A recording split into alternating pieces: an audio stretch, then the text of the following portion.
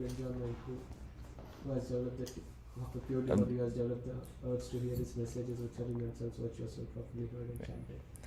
Nashta prayeshva badreshu nityam bhagavata sevaya bhagavati utamashloke bhaktir bhavati naishtaki. By regular hearing on the classes on the Bhagavatam and by rendering service to the pure devotees, all that is troublesome to the heart is almost completely destroyed. In loving service unto the Supreme Personality of Godhead, he was established as a... His praise with transcendental songs. He was established as a leader of Jai. Vaman Dwadashi Mahamahotsava ki Jai. This is a very special day for me. It's also my Vedic birthday. Thank you. So it's also Jiva Goswami's Vedic birthday. Maybe just a small thing on Jiva Goswami. He is actually the most scholarly of all of the 6 Goswamis. He was the Shiksha Guru of the first preachers and book distributors of the Krishna consciousness movement, Shamananda Pandit, Srinivasacharya, and Narottam Das Thakur. And he was so erudite and learned. He wrote the most, Rupa Goswami wrote hundreds and thousands of verses, and Jiva Goswami wrote I don't know the exact number, but he wrote way more than anyone else in verses. He's incredible. He compiled the Samsarbas, the 6. He's giving all the philosophy, and he's also a transcendental trickster as well. When Chaitanya Mahaprabhu and the Goswamis, other than Jiva Goswami, had all left, also we can tell a few stories about Jiva Goswami. One time there was a great scholar, supposed great scholar, and he would go around India. They would have debates, and anyone who you get in a debate, who the winner of the debate, you have to yeah. Well, not in this case, but if the winner of the debate, you have to accept their authority, that they're the conqueror and that they've conquered over this region. So one such debater came to Vrindavan, and he was challenging Rupa and Sanatana Goswami, but they were not so very much interested in entertaining his debate and challenging or anything like that. They were very humble. So they said, no, you can just win. We can't debate against you. And then they just let him go on his way, and he's like, yes, I've conquered Vrindavan, and like this. So Jiva Goswami, somehow he hears about this. And Jiva Goswami, he somehow or other, the scholar meets with Jiva Goswami, and Jiva Goswami is, he's blaspheming their guru, saying, yes, I've conquered your gurus, you should become my disciple, you should hear from me.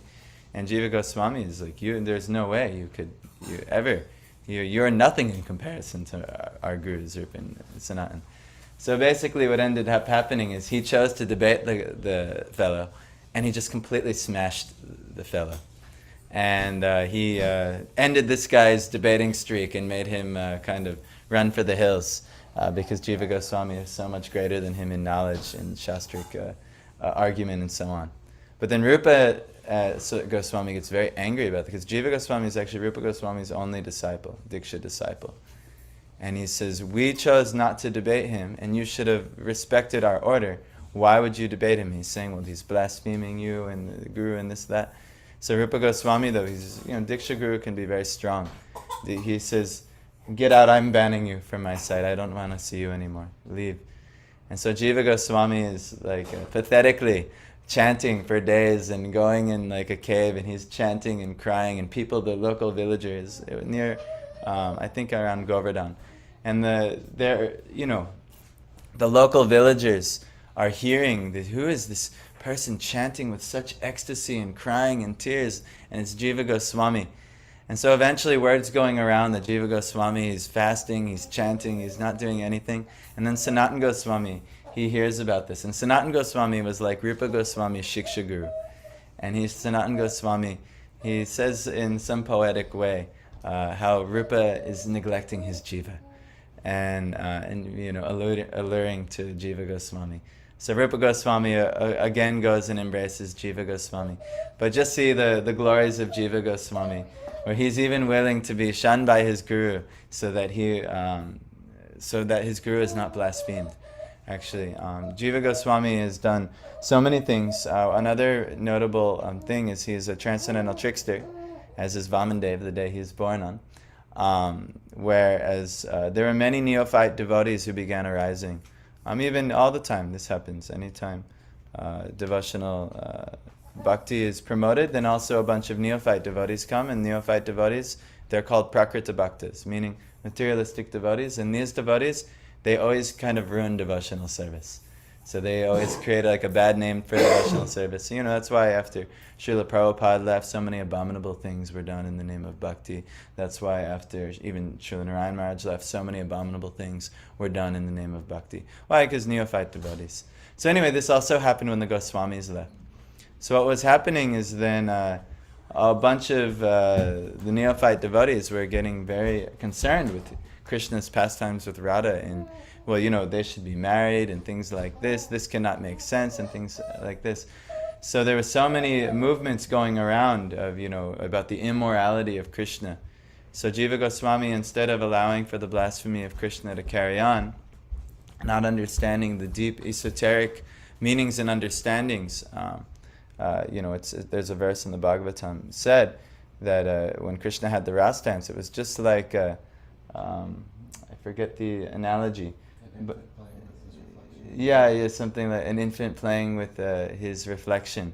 Meaning that it's all stemming from Krishna, and it's just like Krishna playing with his own expansions. But they're very many people were in the mood. It has to be through marriage, has to be through marriage, has to be through marriage.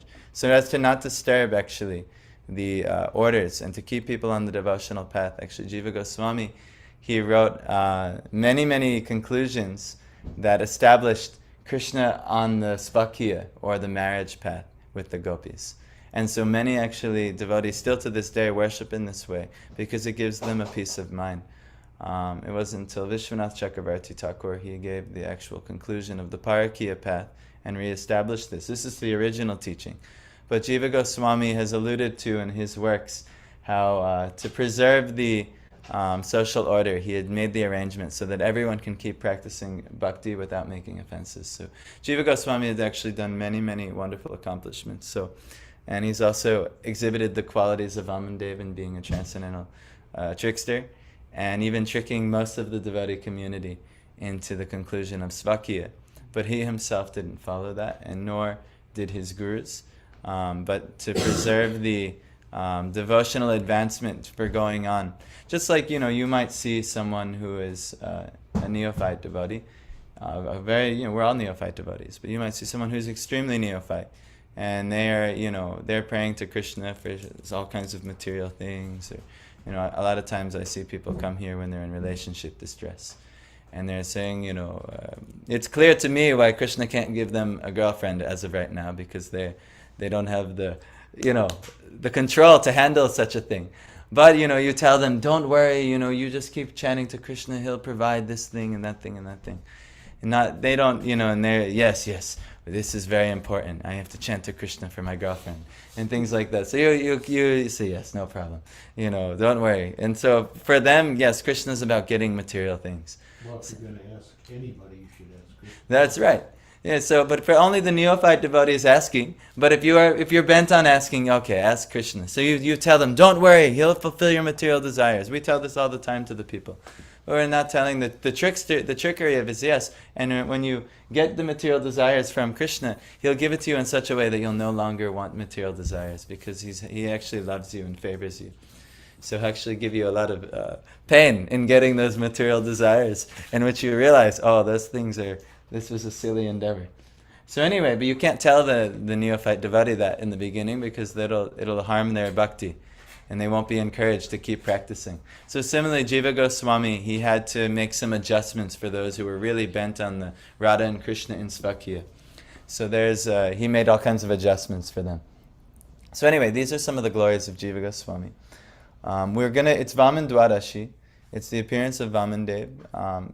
we sang the Dashavatar Stotra, and we glorified all of the main 10 avatars. You could say Krishna is the 11th, but Krishna is the ultimate avatar amongst avatars. Meaning, we gave this analogy last night. There are the phases of the moon, and from the new moon to the full moon, there's many phases of incomplete moons, but they're still quite glorious. And so Krishna is said to be like the representative of the full moon, the Supreme Personality of Godhead in all of his full opulence and all of his full sweetness. And no other avatar can reach that pinnacle. There's no phase of the moon that can reach the pinnacle of the full moon. But each phase of the moon has a very special progression towards that full moon. And each avatar of the Dashavatars, they have certain lessons and understandings and tiers of realization there, and opulence and wonder and so much amazing things that they're sharing that progress you to the realization of Krishna. So Vaman is one of those avatars. We talked about last night, Vaman Dev, his trickery of Bali Maharaj, but also teaching everyone the many, many lessons of how a renunciate should be, how they should be pleased with so little, how a person who's in a leadership role or who has wealth should be, how charitable, like Bali Maharaj. So many lessons were detailed last night. And then eventually Bali is glorified. Also how Bali Maharaj, one who has wealth, not to get puffed up and thinking you are the owner of wealth. Anything actually that you have at your disposal is nothing but the Lord's. So to give, especially when the Lord or the Lord's pure devotee is requesting you to assist, you should give everything that you possibly can. And so when the Lord himself may come to you and ask, like Vaman, for 3 paces of land, Bali Maharaj, he said, but then Shukracharya, if you remember, he was saying, no, this will be very bad. You'll lose all of your material opulence. This is Vishnu coming to trick you, and he's working on behalf of the demigods. But Shukracharya was in the mood of material prosperity over devotion unto Vishnu. And so what ended up happening is that Bali Maharaj, he rejected his guru, actually, who was Shukracharya. Or he rejected his guru's advice. Shukracharya cursed him to lose everything. Indeed, he did lose everything, because a Brahman's curse cannot go unnoticed. He lost everything, and he was tied up by Vaman, and Vaman was a little harsh with him, but he said, with one step, he expanded infinitely. With one step, covered the whole jurisdiction of the universe, the heavenly planets. The other step, the lower planetary systems, he covered. And then finally he says, you told me you would give me what I asked for. And here you are, you're a liar. You can't even fulfill your promise. So Bali Maharaj, he thought, and he was, no, I'll always fulfill my promise, no matter what. And so he said, put the last step on my head. This is all I have left. And so Vaman was pleased, and he did. He put the last step on his head, and he pushed him all the way down to the Patala Lokas, or it's a hellish world. But he made him the ruler there. And then after some time also, after Prahlad came and pleaded on Bali Maharaj's behalf, Vamandev actually said how pleased he was with Bali's surrender. The Atma Nivedana, complete surrender of the soul to the Lord. We may be called to do this at some point in our life, completely surrender. I remember there was a phase of my life, I've told the story many times, I was working in a factory for the Lord, and I'm trying to maintain my family, and I'm trying to do everything proper, and then all of a sudden I can't chant at work, and the one devotee there who was working with me in the back, he tells me I can't chant, and I remember having to weigh, all right, well, I'm going to be in a really uncomfortable material situation if I quit this job, but at the same time, if my devotion is going to be so heavily stifled here, and this was my last bastion of being able to be devotional at work, was chanting, and now here is Krishna sending me someone to tell me, the only devotee back here telling me I can't chant. I can't do this. And so I gave it up. And then that day, Krishna gave me everything I needed to move forward in my life. He gave me the whole salary for the 1 year via the unemployment program after a year and a half finally coming through that very day. and actually only came through because I quit, because otherwise I would have been at work. I would have missed the appointment. And somehow or other, Krishna takes care. So I saw that personally in my life. But we may all be called to many stages of Atma-nivedana, where we may be called to having to surrender our material ambitions for the Lord. That's what this day is all about, complete surrender unto the Lord. But before we go any further, we're going to read the Bhagavatam. But I just want to tell you where we're at. I just wanted to give you the backstory. I mean, Parth and Craig, you guys weren't here last night, but you guys were. You got the whole story last night. But now we're going to go to the aftermath. And now Vaman and Shukracharya are going to have a discourse, and that's what today's Bhagavatam class is going to be on. Now what Shukracharya learned, and actually I kind of, it's in my nature to offend Shukracharya because I have a debilitated Venus in this life. And he's the only planet in my astrological chart that I'm not on great terms with. So it's in my nature to be offensive to Shukracharya. But now today I'm trying to have a reconciliation with Shukracharya by glorifying Shukracharya, because he gave a very, very valuable teaching and had a very, very valuable realization that's part of the Bhagavatam. And we're going to go through that discussion today, the aftermath of the Vaman pastime. That is not as often told, but very potent. So, without further ado, Parth, you can scroll here. We can chant our prayers. We have to offer our obeisances unto the Gurus who have given this knowledge, and only by their mercy, through the Lord, we actually have the ability to have any knowledge. Whatever it is, wealth, knowledge, any ability or opulence you carry or possess in this material world is all gifts from the Lord, and we must be grateful. So we'll chant a Mangalacharya glorifying our Gurus. Om Jnana Timirandasya Jnananjana Shalakaya Chakshurunditam Nila Tasmai Shri Gurave Namaha Shri Chaitanya Manavishtam Stapitam Yena Bhutale Swayam Rupa Kadamana Bhati Shabdadantina Vandeham Shri Guru Shri Tathagata Shri Guru Vaisavamscha Shirupam Sarvajatam Sagana Raghunathanitam Tam Sajivam Sadhaitam Sadhaitam Parijanasahitam Krishna Devam Shri Radha Krishna Padan Sagana Lalita Shri Vishakam He Krishna Karuna Sindho Dinabandho Jagatpate Kanta Radha Kanta Namaste Tapta Kancha Gaurangi Radhe Vrindavaneshwari Rishabhanu Sute Devi Pranamami Hari Priye Amshakalpatarubhyascha Kripasindhubhya evacha Patitanam Pavanebhyo Vaishnavebhyo Namo Namaha Jai Shri Krishna Chaitanya Nityananda Shri Advaita Gadadhara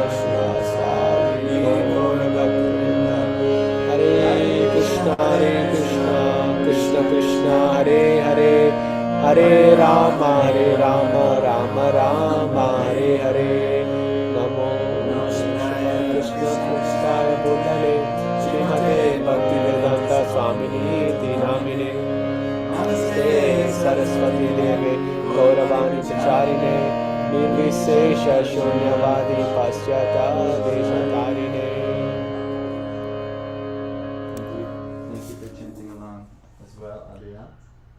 Blowing bubbles and drooling everywhere while he chants his mantras.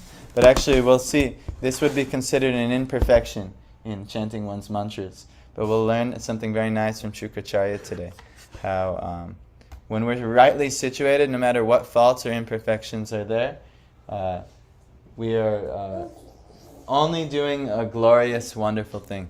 So this is our actual position. So let's go to this chapter, Srimad Bhagavatam, Canto 8, Chapter 23, called The Demigods Regain the Heavenly Planets. And I think it's 15. So we'll go. Good morning. Come on down. No problem. Do your thing. Hi. So just to give you a little backstory. The Supreme Personality of Godhead thereafter, after everything was done, Bali Maharaj was situated, Vaman Dev, he said, I'll be with Bali Maharaj in the hellish planets because he's my great devotee. Then he turns to Shukracharya. He says, Shukracharya, who was sitting nearby in the midst with the priests, O Maharaj Parikshit, these priests were all... Oh, never mind.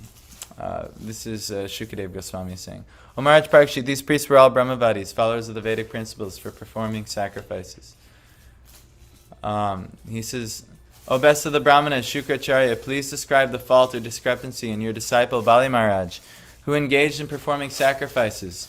This fault will be nullified when judged in the presence of qualified Brahmins. So then, this is the main verse, and we're going to read it today. Can you read that other one? Yes, sorry.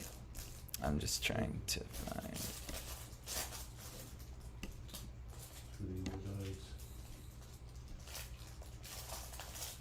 So the main verse is... Yes, 16, but we're going to read 15 and 16. Shri Shukra Vacha Kutas Tat Karma Vaisham Yang Yasya Karmeshwaro Bhavan Yagesho Yagya Purusha Sarva Bhavena Pujita Shri Shukra Vacha. Sri Shukracharya said, Kuta, where is that? Tat, of him, referring to Bali Maharaj. Karma Vaishamyam, discrepancy in discharging fruitive activities. Yasya, of whom? Bali Maharaj. Karma Ishwara, the master of all fruitive activities. Bhavan, your lordship. Yagya Isha, you are the enjoyer of all sacrifices. Yagya Purusha, you are the person for whose pleasure all sacrifices are offered. Sarva Bhavena, in all respects. Pujita, having worshipped. Translation. Shukracharya said, My Lord, you are the enjoyer and lawgiver in all performances of sacrifice, and you are the Yagya Purusha, the person to whom all sacrifices are offered. If one has fully satisfied you, where is the chance of discrepancies or faults in his performances of sacrifice? Purport. In the Bhagavad Gita 5.29, the Lord says, Bhoktaram Yagyatapasang, Sarvaloka Maheshwaram. The Lord, the Supreme Proprietor, is the actual person to be satisfied by the performance of yagyas. In the Vishnu Purana 389 it says, Varnashrama charavata parushena parapuman Vishnuraradyate pantha nanyat tato shakaranam. All the Vedic ritualistic sacrifices are performed for the purpose of satisfying Lord Vishnu, the Yagya Purush. The divisions of society, Brahman, Kshatriya, Vaishya, Shudra, Brahmacharya, Grahastha, Vanaprastha, and Sannyas, are all meant to satisfy the Supreme Lord Vishnu. To act according to this principle, the Varnashram institution is called Varnashramacharana. So this is actually the purpose of Varnashram. It's not to get caught in the actual duties themselves, it's to make gradual elevation to understanding where is all of your offerings really going in the first place. These things purify you so that you can actually worship the Lord. So a lot of times a function of niyamagraha, or when we are following rules but we may not understand, or neglecting rules and we may not understand the purpose of the rules in the first place, all of these lower rules are meant to bring you to the higher rule of worshiping the Lord. So, but that being said, we shouldn't neglect these rules. We should follow, and anyone who's a householder especially, the householders are more importantly supposed to follow the Varnashram duties, to lead by example, because they're dealing with the common people. But that being said, we should know why we are doing these things in the first place. Ata pumbirdi jashreshta varnashrama vibhagashaha spanusti tasya dharmasya samshidhir haritoshanam. This also is showing for Bali Maharaj, that Bali Maharaj was an ideal king, and he's showing that on the request of a Brahmin, especially on the request of Vishnu in the form of a Brahmin, you should never go back on your promise to a Brahmin, even if that means all of your worldly livelihood will be destroyed. It's a very, very high thing, because sometimes some high-class devotee or representative of the Lord may ask a lot from us. And we say, oh, no, that'll put me in too much material difficulty. That's too much, Gurudev, or that's too much, dear devotee, or even imagine the Supreme Lord himself, he came and asked you. And you would say, no, this is too much, But actually, this is, we'll fall short. The Lord will accept our rejecting him, but he'll glorify even more if we do give up everything for his pleasure. And your life will be perfected if you do actually go through with the Atmanivedana. And I've seen in my life how, like I gave you that small example with me giving up that job and that salary, which was something I thought I needed. And from all material vantage point, it looked like I very much needed that thing. But just see how the Lord, he cared for me immediately after. So this is the Atmanivedana. O best among the twice born, it is therefore concluded that the highest perfection one can achieve by discharging his prescribed duties, according to caste divisions and orders of life, is to please the personality of Godhead. There is no other thing more important than this. What is pleasing to the personality of Godhead? What is the activity that's most pleasing to the personality of Godhead? Sankirtan. Yes, gathering with the devotees and engaging in Sukirtan. Nicely chanting the Lord's glories. This is the main thing. This is Srimad Bhagavatam class. Coming and worshipping the Lord, chanting together.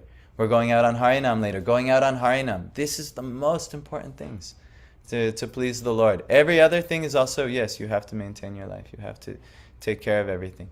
No problem. But if you have no time for the main activities to please the Lord, you have to reevaluate your life. You must reevaluate. So, next verse. Mantratas tantratas chidrang Desha kalar havastuta Sarvam karoti nishchidram Anu sankirtanang tava. Mantrata, in pronouncing the Vedic mantras improperly. Tantrata, in insufficient knowledge for following regulative principles. Chidram, discrepancy. Desha, in the matter of country. Kala, and time. Arha, and recipient. Vastuta, and paraphernalia. Sarvam, all these. Karuti, makes. Nishchidram, without discrepancy. Anu sankirtanam, constantly chanting the holy name. Tava, of your lordship. Translation. There may be discrepancies in pronouncing the mantras and observing the regulative principles, and may be discrepancies in regard to time, place, person, and paraphernalia. But when your lordship's holy name is chanted, everything becomes faultless.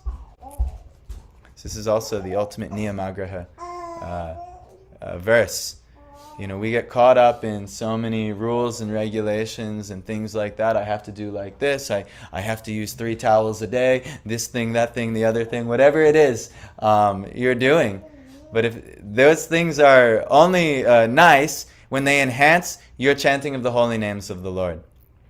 When the Lord's holy name is chanted. This is why we do japa every day. Even if we have some, we should make a commitment. We should gather with the devotees, we should chant. Yes, we know that. Most of us know that now. But also, privately, we should be chanting. Privately, we should be chanting. Always. Nothing is perfect. Nothing you're doing is proper without the chanting of the holy name. Unless the Lord's holy name is chanted, unless Sukirtan, Anusankirtanam. Now, that could also mean hearing Bhagavatam class. That could also mean hearing any glorification of the Lord's charitari, his pastimes, his character, anything related to the Lord, you should try and hear. So as much as you can hear lectures about the Lord. You can hear bhajans about the Lord. You can hear the Lord's holy names, just the Maha Mantra. Or you yourself can chant it in any circumstance.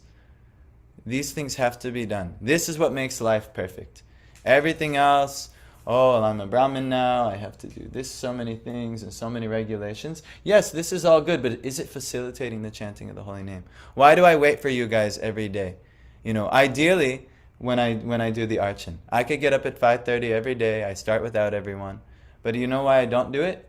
Because the archan is meaningless if someone's not there chanting the holy names of the Lord. That's why I wait. That's why we'll do arti at 6:45 if that's when everyone comes down. Because that will make the arati more perfect. Ideally, the time that I'm waking Radha and Krishna and Chaitanya Mahaprabhu is earlier than the sunrise, and it's not ideal that I have to wait. But it's worth it for me to do it because anything that I'm doing in the regard of deity seva without the accompaniment of the chanting of the Lord's holy names actually makes it less potent, or not even that important at all. So anything you're doing, any rules you're following, this, that, and the other thing, it should accompany the enhancement of the chanting of the names of the Lord, the kirtan of the Lord going. At work, some kirtan has to be there. Even say you're working with coworkers. I can't listen to Hare Krishna. You could tell your coworkers about some glories of the Lord. You can tell them something. As I say, you're in family life. And they don't want to hear much about, they don't even like when you're playing chanting in the background, things like that may not be appropriate everywhere. You can tell them something in regards to the Lord. It's possible. We have to see how can, every time we go with my family, I feel like I'm on a preaching mission. I say, okay, this person. All right, this person's completely unfavorable, but this person has some hope. Let me talk to this person. And you could give some, something. This is. I ended our phone call yesterday saying Hare Krishna. I didn't even say it. What's that? She talked to me for 2 minutes and she was like, okay, Hare Krishna, I love you. Yes. Hare Krishna. So very good. So this is over years. Over years of doing these things. These things come. And it's perfect. That phone call became perfect because the holy name was chanted. Not even by us. We're not even chanting. My mom's chanting the holy name. So like this. So this is what makes things perfect. Now you all know this verse. We can chant together. Sri Chaitanya Mahaprabhu has recommended. Haranam, Haranam, Haranam eva kevalam. Kalo nastyeva, nastyeva, nastyeva, gatir anyatha. In this age of quarrel and hypocrisy, the only means of deliverance is chanting the holy name of the Lord. Chanting the holy name of the Lord. Haranam, Haranam, Haranam eva kevalam. So there is no other way. Kalo nastyeva, nastyeva, nastyeva. There is no other way. There is no other way. There is no other way. This is the only thing that should take precedence in one's life. How is the Lord's name being glorified? How am I glorifying the Lord? In all dealings, let's say you're very much, attracted to, you're all young men, or Craig, exception of you. Say you're attracted to a lady, Okay, fine. And I cannot fight it. I've been trying to fight this urge and I just can't fight it. This happened to me. So fine. How do you find perfection? Tell her about the Lord. Make sure she knows. Make sure that the whole dealings is, hey, Lord center. The Lord is the center. Otherwise, it's a nonsense activity. But somehow or other you can include the Lord, it's perfect. It's perfect. You can glorify the Lord, it can be perfect. No problem. Say you have a job, you have work. Oh, Prabhu, I can't do any devotional activities at work. It's just a complete nonsense place. Well, did you try glorifying the Lord at work? If you didn't try, then, how do you know? If it's completely nonsense and, everyone's trying to squash your dreams, maybe you should leave. But you know what? Did you try glorifying the Lord? It could be a perfect place. You may find a lot of nourishment. I know you've met him. Yashoda Dalal. Who met here? Yashoda Dalal. You did? You met him at Rath Yatra. So Yashoda Dalal, he came here some years back and he gave some really nice programs. But he's so renowned for this. He's a very, very materially successful person. Very materially successful. But you know what? He always posts so many posts about how he was able to, in his highly competitive corporate world, where that is definitely not the environment where the Lord's glories are often preached, he finds small little circumstances that nourish him and nourish everybody who reads his posts about how he's able to bring the Lord into the equation. It can be done. And if it's not being done, we just are not that skillful at it yet. And we have to try a little harder and get the Lord's mercy. But it can be done. I never thought my mom would have a phone call with my wife. My wife would say nothing and she would end the phone call with Hare Krishna. I never thought that would be possible. But over time of some kirtan happening, this is possible. And now my mom has the names of the Lord on her tongue.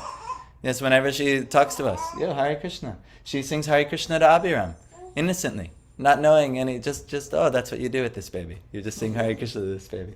The other day Michael was there, my wife, we were going around trying to cook and do some things or whatever. And she asked, we were deciding who was gonna do the offering. So, she said, is there anything I can do to help? I said, I don't know, can you offer food to Krishna? And she goes, no, I guess I don't think I can do that. No. But at least Yeah. that was brought up. Yeah. Next time you should just say, oh, you can actually help us chant this prayer. It's like, really, we need someone, while I offer, I need someone to chant this prayer. It might work, you never know. Yeah. Just trick her into it. It's hard enough for me to do it, so. Yeah. I'm trying to get her. Yeah, I know, but you'd be surprised. You may be quite there. It's a very potent process, and just by association with the name of the Lord and the intention of the devotee, so much wonderful things can happen. So we'll see. But anyway, let's finish this purport. In this age of Kali, it is extremely difficult to perform Vedic ritualistic ceremonies or sacrifices perfectly. Hardly anyone can chant the Vedic mantras with perfect pronunciation or accumulate the paraphernalia for Vedic performances. Therefore, the sacrifice recommended in this age, hang on till the end of this, in this age, where am I? Okay, is Sankirtan, constant chanting of the holy name of the Lord. Yagya Sankirtana Prayer Yajantihi Sumed Hasadha. This is 11th canto, 529. Instead of wasting time performing Vedic sacrifices, those who are intelligent, those who possess good brain substance, should take to the chanting of the Lord's holy name and thus perform sacrifice perfectly. I have seen that many religious leaders are addicted to performing yagyas and spending hundreds and thousands of rupees for imperfect sacrificial performances. This is a lesson for those who unnecessarily execute such imperfect sacrifices. We should take... Good morning. Yeah, do your thing. We should take the advice of Sri Chaitanya Mahaprabhu. Yagyai Sankirtana Prayer Yajantihi Sumedasaha. Although Shukracharya was a strict Brahmin addicted to ritualistic activities, he also admitted, Nishchidram Anusankirtanam. Tava, my Lord, constant chanting of the holy name of your Lordship makes everything perfect. In Kali Yuga, the Vedic ritualistic ceremonies cannot be performed as perfectly as before. Therefore, Srila Jiva Goswami, whose appearance day is today, has recommended that although one should take care to follow all the principles in every kind of spiritual activity, especially in worship of the deity, there is still a chance of discrepancies, and one should compensate for this by chanting the holy name of the Supreme Personality of Godhead. So this is actually, Jiva Goswami is helping confirm why I wait for you guys in the morning. Because there's so many discrepancies happening in our worship, in our offering, everything that we're doing. If there's no facility for the chanting of the holy names, it's imperfect. Even when I do an offering myself, one of my rules for myself, in between the Lord getting it and then offering to the Gurus afterwards, is I'm chanting a round of the Maha Mantra. Because really everything that I'm chanting, all the offering process, everything is quite imperfect. What can perfect it? The chanting of the holy name. So this is high-level teaching. Yes, doing these activities are good. Doing some puja is good. Offering things to Krishna is good. Doing some things, but what perfects everything? Kirtan. So either listen to some kirtan, chant some kirtan, and everyone has their own nam sankirtan via their japa practice. At the very least, everyone can do like this. This perfects everything. So, in our Krishna consciousness movement, we therefore give special stress to the chanting of the Hare Krishna mantra in all activities. So this is our process. So I'll just read the English from here. Lord Vishnu, I must nonetheless act in obedience to your order, because obeying your order is most auspicious and is the first duty of everyone. So no matter what rules and this, that, and that the main thing is what is the Lord instructing personally, what's Bhagavad Gita, what's Srimad Bhagavatam, and then ultimately this is the ultimate instruction. Chant the names of the Lord. Glorify the Lord. So this is a ton in the, what is this? Upadeshamrita, nectar of instruction. Tanama rupa charitari sukirtananu smrityo kramena bhavati rasana manasi niyojya tishtan brajeta anuragi jananugami kalang nayeda kilamiti upadesha saram. What's this mean? His name, his form, nama rupa charitari, his character, his pastimes, instructions, etc. Sukirtananu should be chanted happily. Sukirtan, instead of just kirtan, sukirtan. You should do it happily. And also anu under in this verse it was anu under guidance. Anu sankirtanam. Constantly chanting the holy name. So sukirtananu. And then smrityo kramena. In this way, you'll remember kramena gradually. Rasana, if you use the tongue, manasi in the mind, niyojya. You're actively you're utilizing these things. You're performing these things. And then tishtan vraje, you're residing in Vraj. First and foremost in the heart, in mind, and then also go to Vraj too. Go to Vrindavan. This is part of our process. We should do a pilgrimage to the Dham. It's one of the 5 necessary things. This is why, Madhav is here serving, and I'm saying, okay, Madhav, even though you're so instrumental here, you must take a month and you can go visit. Yes, visit Guru, but also you should, you must visit the Dham. It's so important. Maybe you start with Mayapur, or maybe you go right to Vraj. We'll see what Krishna arranges. But these things have to be done. And then also, Anuragi Jananugami. You should do this under guidance from those who are deeply attached to Krishna. This is, you shouldn't go, all right, I'm in Vrindavan now, and here I am, I'm going to discover you, Krishna. No. Vrindavan is like a lotus. And when the sun is shining upon the lotus opens up. If the sun is not shining on the lotus will remain closed. So you can go to Vrindavan, just I've gone to Vrindavan, and every time I go to Vrindavan, I notice, previously when I went to Vrindavan, so much was closed to me because I wasn't under the auspices or the blessings of great personalities. Some was there. Many have opened the lotus of Vrindavan for me in my life. And then even the last few times, even many more have opened it further and further. But you must, if you want guidance, if you want any realization of Krishna, it's through the mercy of Krishna's devotees. It's not through your own arohapanta. It's not through your own endeavor. So if you want any mercy from the Lord, you must find, how can I get guidance? How can I get the mercy of the Lord's pure devotee? This should always be what we're thinking. So, Anugami kalang nayeda kilamit upadesha sadam. So all of our time, kalam, nayed, one should, akilam, fully give all of one's time to doing these activities, what I just previously mentioned. Chanting the Lord's name, about His form, His character, His pastimes, all kirtan.